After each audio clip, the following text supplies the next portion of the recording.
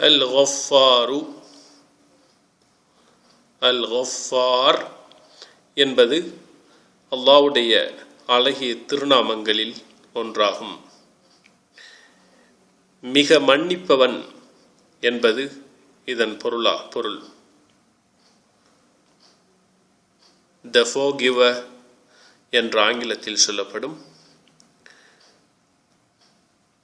ஓஃப்ரான் மன்னித்தல் என்ற வினையடியிலிருந்தே இந்த சொல் உருவாகி இருக்கிறது.